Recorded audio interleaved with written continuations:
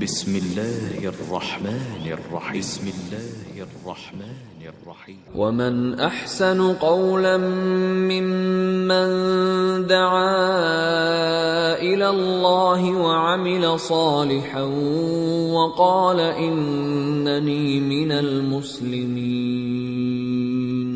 അല്ലാഹുവിങ്കലേക്ക് ക്ഷണിക്കുകയും സൽക്കർമ്മം പ്രവർത്തിക്കുകയും തീർച്ചയായും ഞാൻ മുസ്ലിങ്ങളുടെ കൂട്ടത്തിലാകുന്നു എന്നു പറയുകയും ചെയ്തവനേക്കാൾ വിശിഷ്ടമായ വാക്ക് പറയുന്ന മറ്റാരുണ്ട്?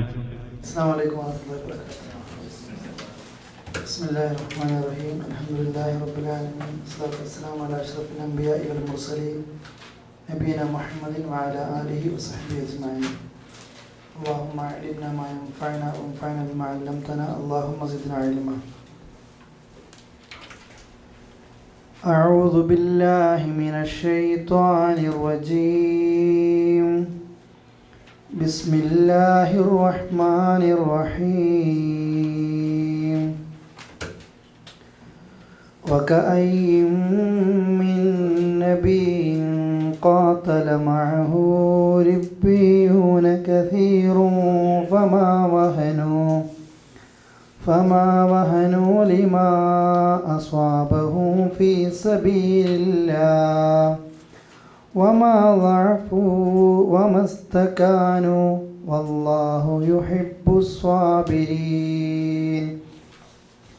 وما كان قولهم إلا أن قالوا ربنا اغفر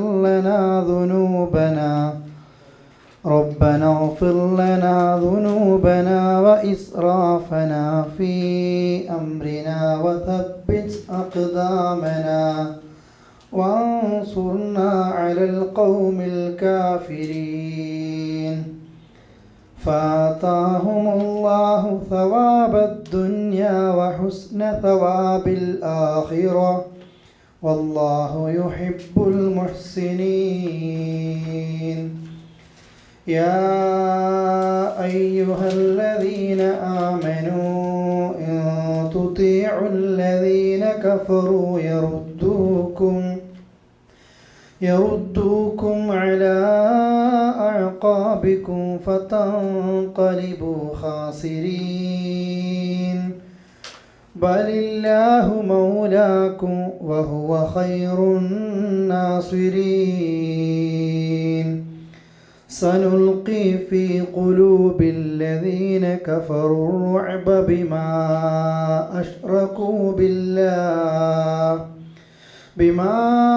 أشركوا بالله ما لم ينزل به سلطانا ومأواهم النار وبئس مثوى الظالمين. 146 മുതൽ 151 വരെയുള്ള ആയത്തുകളാണ് എടുത്തത്. അതിൻ്റെ മുമ്പുള്ള ആയത്തുകൾ കഴിഞ്ഞ ക്ലാസ്സിൽ നമ്മൾ സൂചിപ്പിച്ചിരുന്നത് അല്ലേ? കഴിഞ്ഞ ക്ലാസ്സിൽ സൂചിപ്പിച്ചിരുന്നു അള്ളാഹുവിൻ്റെ റസൂൽ കരീം സല്ലല്ലാഹു അലൈഹി വസല്ലം ഒരു റസൂല് മാത്രമാണ്. മുമ്പ് ഒരുപാട് ദൂതന്മാർ ഇതുപോലെ കഴിഞ്ഞു പോയിട്ടുണ്ട്. ഏതെങ്കിലും ഒരു റസൂല് അതല്ലെങ്കിൽ അള്ളാഹുവിൻ്റെ പ്രവാചകൻ അള്ളാഹുവിൻ്റെ റസൂല് മരിച്ചു അതല്ലെങ്കിൽ കൊല്ലപ്പെട്ടു എന്ന് കേൾക്കുമ്പോൾ നിങ്ങൾ പേടിച്ച് വിറച്ച് പിന്നിലേക്ക് മാറിപ്പോവുകയാണോ എന്ന് അള്ളാഹ് ചോദിക്കുകയാണ്. ഉഹദ് യുദ്ധവുമായി ബന്ധപ്പെട്ടായിരുന്നു ആ വിഷയം സൂചിപ്പിച്ചത്. ഇങ്ങനെ ആ സഹാബികൾക്ക് അള്ളാഹു നൽകിയൊരു പാഠമാണ്. മുമ്പുള്ള എത്രയോ റസൂലുകളും ഇതുപോലെ എന്ത് ചെയ്തിട്ടുണ്ട്, മരിച്ചു പോയിട്ടുണ്ട്. കഴിഞ്ഞ ക്ലാസ്സിൽ അതിൻ്റെ കൂടെ പറയാൻ വിട്ടുപോയത്, നാളെ എക്സാം ആയതുകൊണ്ട് പറയണം, കഴിഞ്ഞ വർഷം നിങ്ങൾക്ക് ഓർമ്മ ഉണ്ടാവും, തലേന്ന് എടുത്തില്ലാത്ത 4 ചോദ്യമാണ്. ഈ ആയത്താണ് നമ്മുടെ നാട്ടിലൊക്കെ പലപ്പോഴും തെളിവായിട്ട് എടുക്കുന്നത്. ഈ വിശദീകരണം ഒന്ന് വായിക്കണം ആയത്തിൻ്റെ കേട്ടോ. മാന്യമായി പ്രത്യേകം കൊടുത്തിട്ടുണ്ട്. ഈ ആയത്തിൻ്റെ 144 ആയത്ത്, അതിൻ്റെ വിശദീകരണം നിങ്ങളൊന്ന് വായിക്കണം. നമ്മുടെ നാട്ടിൽ ചില ആളുകളൊക്കെ എല്ലാ പിന്നെ റസൂലുള്ളാഹിക്ക് മുമ്പ് കുറേ പ്രവാചകന്മാരൊക്കെ വന്നിട്ടുണ്ട്, അവരും കഴിഞ്ഞു പോയിട്ടുണ്ട്. ഖദ് ഖലസ് മിൻ ഖബ്ലിഹിം റുസുൽ എന്ന് പറഞ്ഞ ആയത്തില്ലേ, റസൂലുള്ളാഹിക്ക് മുമ്പും ദൂതന്മാർ എന്ത് ചെയ്തിട്ടുണ്ട്, കഴിഞ്ഞു പോയിട്ടുണ്ട് എന്നതിന് ഈസാ നബി അടക്കം മരിച്ചു പോയിട്ടുണ്ട് എന്ന രീതിയിൽ പിൽക്കാലത്ത് വരില്ല എന്നതിനൊക്കെ തെളിവാക്കാൻ ഈ ആയത്ത് ഉപയോഗപ്പെടുത്താറുണ്ട്.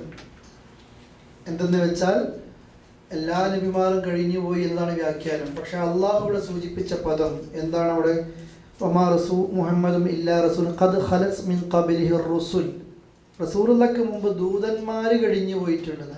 എല്ലാ ദൂതന്മാരും മരിച്ചു പോയിട്ടുണ്ട് എന്ന് അള്ളാഹ് പറഞ്ഞിട്ടില്ല. മരിച്ചു പോയതാകട്ടെ മരിക്കാതെയാകട്ടെ അള്ളാഹുവിൻ്റെ അടുക്കലേക്ക് ഉയർത്തിയതാകട്ടെ കഴിഞ്ഞു പോയിട്ടുണ്ട് എന്നേ അള്ളാഹ് പറഞ്ഞിട്ടുള്ളൂ. മരിച്ചു എന്നതിന് തെളിവില്ല. നിങ്ങൾ ആ ഭാഗം ജസ്റ്റ് ഒന്ന് എന്ത് ചെയ്യണം? വായിക്കണം. അതോടൊപ്പം തന്നെ മരണം, ഏതൊരു നഫ്സും മരിക്കുന്നതും അള്ളാഹു എപ്പോഴാണോ അവധി വെച്ചത് ആ അവധിക്ക് മാത്രമേ അള്ളാഹ് അയാളെ കൊണ്ടുപോകുന്നതാണ് കഴിഞ്ഞ ലാസ്റ്റ് ആയത്തുകൾ. ഇത് ഉഹുദുമായി ബന്ധപ്പെട്ടാണ് ഇറക്കുന്നത്. ഇനിയും അതേ വിഷയത്തിൽ തന്നെയാണ് അള്ളാഹുവിൻ്റെ ബാക്കിയുള്ള സൂചനകളും. 146 നോക്കേണ്ടത്. വകഅയ്യിൻ മിൻ നബിയ്യിൻ, എത്ര നബിമാരാണ്, എത്രയോ നബിമാരുണ്ട്. ഖാതല മഅഹു, അവരോടൊപ്പം യുദ്ധം ചെയ്തിട്ടുണ്ട്. ഇതിനെ ഖൂതില മഅഹു എന്ന രീതിയിൽ മോദലുണ്ട്. അപ്പോൾ അവരോടൊപ്പം കൊല ചെയ്യപ്പെട്ടിട്ടുണ്ട് എന്നർത്ഥത്തിലാണ്. ഖാതല മഅഹു, അവരോടൊപ്പം യുദ്ധം ചെയ്തു. അഥവാ എത്രയോ നബിമാരുണ്ട്, ആ നബിയുടെ കൂടെ യുദ്ധം ചെയ്തു. റിബ്ബിയൂൻ, റബ്ബാനികളൊക്കെ നമ്മൾ കേട്ട് പഠിച്ചതാ, പറഞ്ഞതാ. പുണ്യപുരുഷന്മാർ, അറിവുള്ളവർ, കൂടെ സന്തത സഹചാരികൾ എന്നൊക്കെയുള്ള അർത്ഥമാണ്.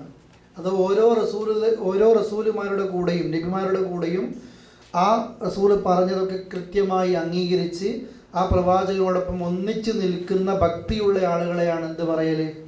റബ്ബാനികൾ, റിബ്ബിയൂൻ അല്ലേ? ഓരോ നബിയോടൊപ്പവും യുദ്ധം ചെയ്തു. അവിടുത്തെ അടുത്ത പുണ്യമായി വെക്കപ്പെടുന്ന ആളുകൾ അവർ ഫമ വഹനു, അവർക്കൊന്നും വഹനുണ്ടായിട്ടില്ല. ധൈര്യത്തിൽ ഒരു കുറവും വന്നില്ല. അഥവാ അവരുടെ ധൈര്യം ഇല്ലാതെയായിട്ടില്ല. എപ്പോൾ? ലിമ അസ്വാബഹും, അവർക്ക് ബാധിക്കുന്ന സമയങ്ങളിൽ, ഫീ സബീലില്ല, അള്ളാഹുവിൻ്റെ മാർഗത്തിൽ അവർക്ക് എന്തെങ്കിലും ആപത്തും മുസീബത്തും ബാധിച്ചതിനാൽ ആ ബാധിച്ചത് കൊണ്ട് അവർക്ക് ധൈര്യം പോയിട്ടില്ല. ഇതൊക്കെ നിങ്ങൾ ഓർക്കണം. ഉഹുദുമായി ബന്ധപ്പെട്ടിട്ടാണ് ആയത്ത്. ഉഹുദിൽ മുസ്ലിങ്ങളുടെ ഈ പ്രസൻറ്റ് സിറ്റുവേഷൻ, അഥവാ ആദ്യ സമയത്ത് വിജയം വന്നു, രണ്ടാമത്തെ സമയത്ത് എന്ത് വന്നു? പരാജയം വന്നു. ആ സമയങ്ങളിൽ മുസ്ലിങ്ങൾക്കൊക്കെ വല്ലാത്ത സഹാബികൾക്ക് ഭീതിയായിരുന്നു.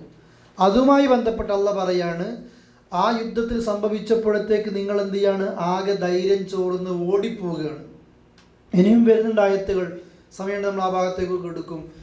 അങ്ങനെയൊന്നല്ല നിങ്ങൾ വേണ്ടത്. അള്ളാഹ് പറഞ്ഞു കൊടുക്കുകയാണ്, എത്ര നബിമാരുടെ കൂടെ നിങ്ങളെപ്പോലത്തെ ആളുകൾ യുദ്ധം ചെയ്തിട്ടുണ്ട്. അവർക്കൊക്കെ അള്ളാഹുവിൻ്റെ മാർഗത്തിൽ ആപത്ത് ബാധിച്ചതിനാൽ, അപ്പം തന്നെ മനസ്സിലാക്കാം, മുമ്പും നബിമാർക്ക് ചിലപ്പം പരാജയം സംഭവിച്ചിട്ടുണ്ടായിരിക്കാം, അല്ലെങ്കിൽ യുദ്ധത്തിൽ ഒരുപാട് ആളുകൾ മരിച്ചിരിക്കാം, അപകടം പറ്റിയിരിക്കാം. ആ സമയത്തൊന്നും നിങ്ങളെപ്പോലെ അവർ പേടിച്ച് വിറക്കുകയല്ല, അവരുടെ ധൈര്യത്തിനൊന്നും സംഭവിച്ചിട്ടില്ല. വമ ലഅഫു, അവർക്ക് ബലഹീനത വന്നിട്ടുമില്ല. അതുപോലെ വമസ്തകാനു, അവർ അള്ളാഹുവിൻ്റെ ഭാഗത്ത് ഈ ആപത്ത് ബാധിക്കുമ്പോൾ ഒരു നിലക്കും അവർക്ക് ദൗർബല്യങ്ങൾ എന്ത് ചെയ്തിട്ടില്ല? വന്നിട്ടില്ല. ഒരു നിലക്കും ദൗർബല്യത്തിൻ്റെ ഒരംശം പോലും അവർക്ക് എന്ത് ചെയ്തിട്ടില്ല? എത്തിയിട്ടില്ല. വല്ലാഹു, അള്ളയാകട്ടെ, യുഹിബ്ബു, അവൻ ഇഷ്ടപ്പെടുന്നു, അസ്വാബിരീൻ, ക്ഷമിക്കുന്ന ആളുകളെ. സ്വഹാബികൾക്ക് ഒരു ഗുണപാഠവും കൂടെ ഒരു ഉപദേശവും ഒരല്പം ശക്തിയിലുള്ളൊരു താക്കീത് പോലത്തെ ഒരു ആയത്താണിത്. ഉഹദിൽ സംഭവിക്കേണ്ടത് സംഭവിച്ചു, പക്ഷെ നിങ്ങൾ ഇങ്ങനെയല്ല നിലപാടെടുക്കേണ്ടത്. നിങ്ങൾ കണ്ട് പഠിച്ചോ. ഇനിയെങ്കിലും ഒരുപാട് അമ്പിയാക്കൾ ഈ ഭൂമി ലോകത്ത് വന്നിട്ടുണ്ട്. അവർക്കൊക്കെ ശത്രുക്കളും ഉണ്ടായിട്ടുണ്ട്. അവരോടൊക്കെ യുദ്ധം ചെയ്യേണ്ടി വന്നിട്ടുമുണ്ട്. ആ സമയങ്ങളിലൊന്നും ആ നബിമാരുടെ കൂടെ യുദ്ധം ചെയ്ത ആളുകൾക്ക് പടച്ചോൻ്റെ മാർഗത്തിൽ ഒരാപത്ത് ബാധിച്ചപ്പോൾ അവർക്ക് എന്ത് വന്നിട്ടില്ല? ഒരു നിലക്കുള്ള ധൈര്യത്തിനും കുറവ് വന്നിട്ടില്ല, ധൈര്യമില്ലായ്മ വന്നിട്ടില്ല. രണ്ടാമതുപോലെ തന്നെ അവർക്ക് ദുർബലത, ബലഹീനത എത്തിയിട്ടില്ല. ഒരു ദൗർബല്യവും അവരെന്ത് ചെയ്തിട്ടില്ല? പിടികൂടിയിട്ടില്ല. അതുകൊണ്ട് തന്നെ അള്ളാഹ് ഇഷ്ടപ്പെടുന്നത് ക്ഷമിക്കുന്ന, വല്ലാഹു യുഹിബ്ബു സ്വാബിരി, ക്ഷമിക്കുന്നവരെയാണ് അള്ളാഹ് ഇഷ്ടപ്പെടുന്നത്. ഇത് മനസ്സിലാക്കണം. പരാജയം വന്നു എന്നതുകൊണ്ട് അള്ളാഹുവിനൊരു വിഭാഗത്തെ ഇഷ്ടപ്പെടുന്നില്ല എന്നല്ല. അള്ളാഹു ഇഷ്ടപ്പെടുന്ന ഒരു വിഭാഗത്തിന് പരാജയം വരികയാണ്. അള്ളാഹുവിനെ എതിർക്കുന്നതല്ല, അള്ളാഹുവിൻ്റെ അഖീദയെ എതിർക്കുന്ന, അള്ളാഹു പഠിപ്പിച്ച പോലെ ഇസ്ലാമിനെ പഠിപ്പിക്കാത്ത ഷിർക്കും ഖുറാഫത്തും അതല്ലെങ്കിൽ ഇസ്ലാമിൻ്റെ ശത്രുക്കൾക്ക് ഇഷ്ടപ്പെടുന്ന കാര്യങ്ങളൊക്കെ ചെയ്യുന്ന ആളുകൾക്ക് ഭൂമിയിൽ വിജയവും നമ്മുടെ കണ്ണുകൊണ്ട് കാണുമ്പോൾ ഉഹദിൽ സഹാബത്തിന് സംഭവിച്ചതുപോലെ ലോകത്ത് ഖിയാമത്ത് നാൾ വരെ മുസ്ലിങ്ങൾക്ക് സംഭവിക്കരുത്. അത് താൽക്കാലിക ചില പാഠങ്ങൾ നമ്മളെ പഠിപ്പിക്കാനാണ്. നിങ്ങളാണതിൻ്റെ കാരണം. നിങ്ങളിൽ വിശ്വാസങ്ങളിൽ എന്തോ സംഭവിച്ചിട്ടുണ്ട്, നിങ്ങളുടെ കർമ്മങ്ങളിൽ എന്തോ സംഭവിച്ചിട്ടുണ്ട്, നിങ്ങളുടെ ദൈവത്തിന് എന്തോ സംഭവിച്ചിട്ടുണ്ട്, നിങ്ങൾക്ക് മടി വന്നിട്ടുണ്ട്.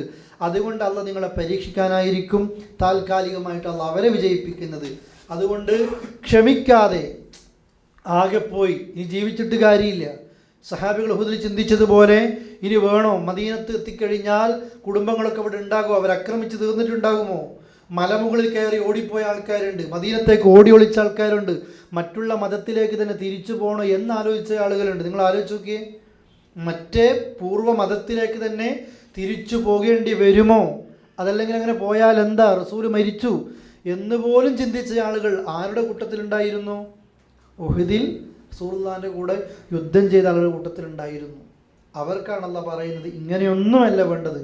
പൂർവ്വകാല സമുദായങ്ങൾ അവരുടെ അമ്പിയാക്കളുടെ കൂടെ യുദ്ധം ചെയ്ത രിബ്ബീങ്ങൾ എന്താണോ ചെയ്തത് അതുപോലെ ചെയ്യണം. അവർക്ക് എവിടെയും പതർച്ച സംഭവിച്ചിട്ടില്ല, പേടി വന്നിട്ടില്ല.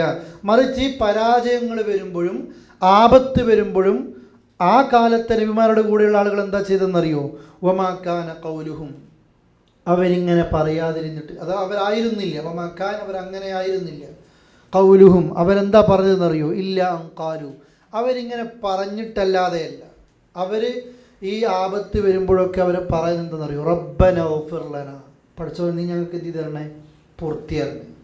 നിങ്ങൾ നോക്കിയേ, അള്ളാഹിൻ്റെ മാർഗത്തിൽ യുദ്ധം ചെയ്യുക, ശത്രു ജയിക്കുക, അള്ളാഹിൻ്റെ പാർട്ടി തോൽക്കുക. ആ സമയത്ത് മുസ്ലിങ്ങൾ പ്രാർത്ഥിക്കുന്നത് എന്താ? ആദ്യം പ്രാർത്ഥിക്കുന്നത് റബ്ബന ഗഫിർ ലനാ, നീ ഞങ്ങൾക്ക് എന്ത് തരണേ? പൂർത്തിയാരണം. ജീവിതത്തിൽ എപ്പോഴും നമ്മൾ അള്ളാഹിനോട് ആവശ്യം ചോദിക്കുമ്പോൾ ആദ്യം ചോദിക്കേണ്ടത് എന്താണെന്നറിയോ? എന്താ ചോദിക്കേണ്ടത്? പാപം പൂർത്തിയാരണം, ഇസ്തിഗ്ഫാർ ആദ്യം ചോദിക്കേണ്ടത്. ഖുർആനിലെ പ്രാർത്ഥനകളും ഹദീസിൽ വന്ന പ്രാർത്ഥനകളും ഒക്കെ എടുത്ത് പരിശോധിച്ച് നോക്കിയേ. നമ്മൾക്ക് അള്ളാഹിനോട് ആവശ്യം ചോദിക്കാനുണ്ട്, പക്ഷെ ആ ചോദിക്കുന്നതിന് മുമ്പ് നമ്മൾ എപ്പോഴും എന്ത് ചോദിക്കണം? ഇസ്തിഗ്ഫാർ ചോദിക്കണം. ഇസ്തിഗ്ഫാർ ചോദിച്ച് പാപം പൂർത്തിയാരണേ എന്ന് അള്ളാഹിനോട് പ്രാർത്ഥിച്ചാൽ പിന്നെ ഒരുപാട് ബർക്കത്ത് അതിൻ്റെ കൂടെ എനിക്കിങ്ങനെ കിട്ടാനുണ്ട്, അല്ലേ? ഒരുപാട് ബർക്കത്ത് വരും, നിഅമത്ത് വരും, റിസ്ക് വരും. അതുകൊണ്ട് നമ്മളും എന്ത് ചെയ്യുക? പ്രാർത്ഥിക്കുക. ആ നബിമാരുടെ കൂടെയുള്ള ആരംഭീയങ്ങൾ അതല്ലെങ്കിൽ അവർ പുണ്യപുരുഷന്മാരുടെ കൂടെ സഹചാരികളൊക്കെ പ്രാർത്ഥിക്കാതെ റബ്ബന ഗഫിർ ലനാ, ഞങ്ങൾക്ക് പൂർത്തിയാരണേ അല്ലാഹ്, ദുനൂബന, ഞങ്ങളുടെ പാപങ്ങൾ. മുസ്ലിം രാജ്യങ്ങൾ ആക്രമിക്കുന്നുണ്ടോ? മുസ്ലിങ്ങൾ കൊല്ലപ്പെടുന്നുണ്ടോ? തൗഹീദിൻ്റെ ആളുകൾക്ക് പരാജയം സംഭവിക്കുന്നുണ്ടോ?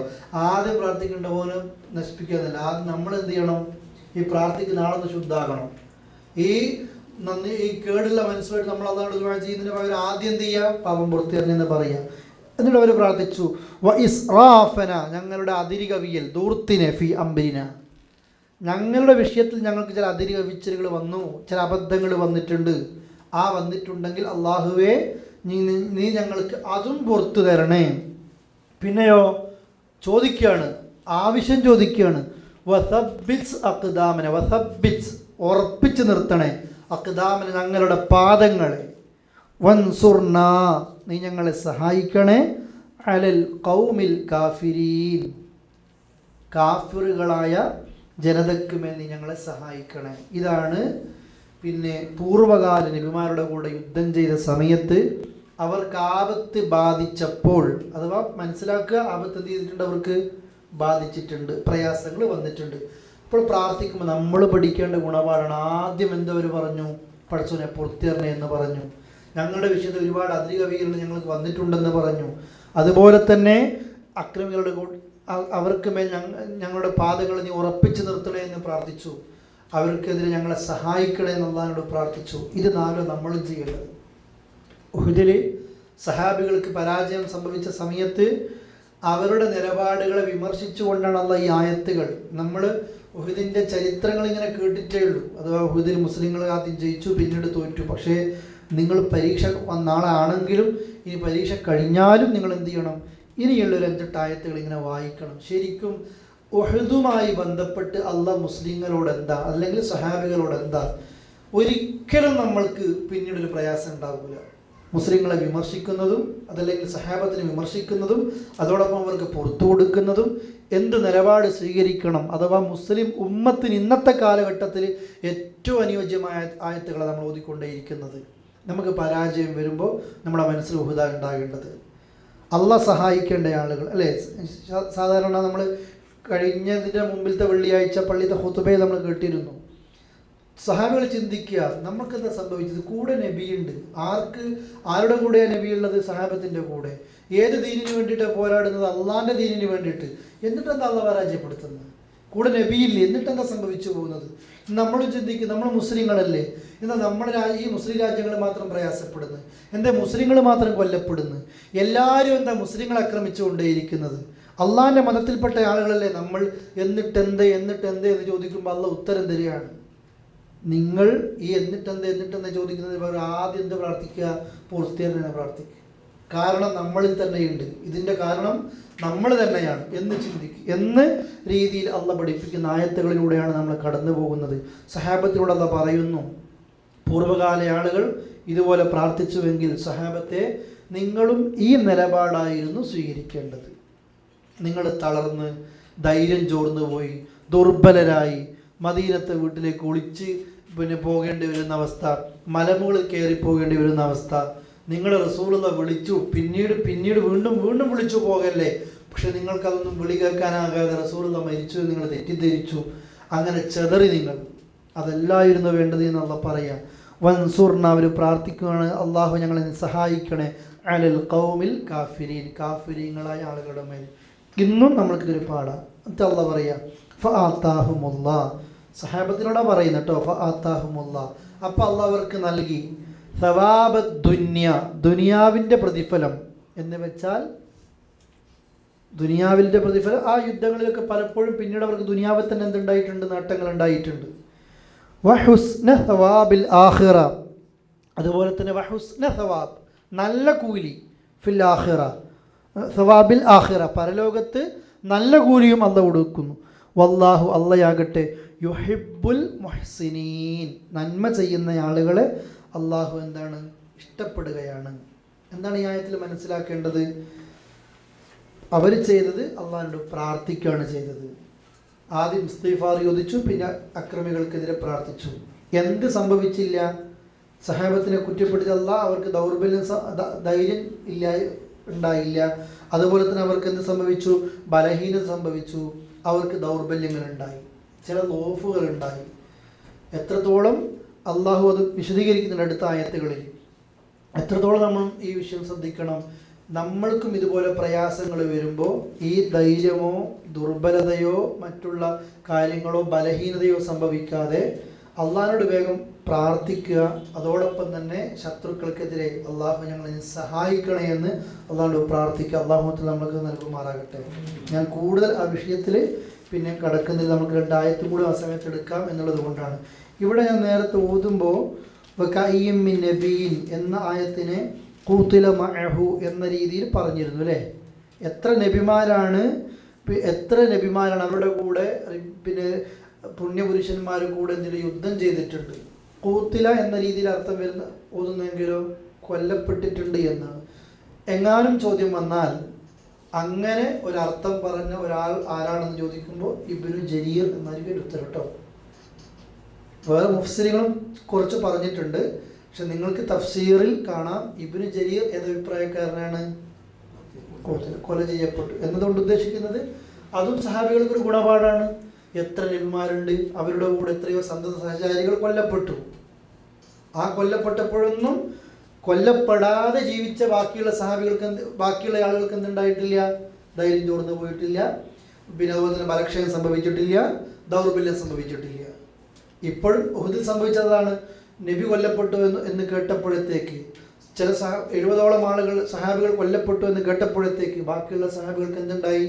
പേടിയുണ്ടായി. മുമ്പുള്ള ആളുകൾക്ക് എന്തുണ്ടായില്ല? പേടിയുണ്ടായില്ല എന്ന് തിരുത്തുകയാണ്.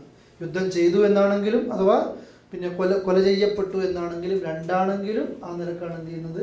അർത്ഥമുണ്ടാകുന്നത്.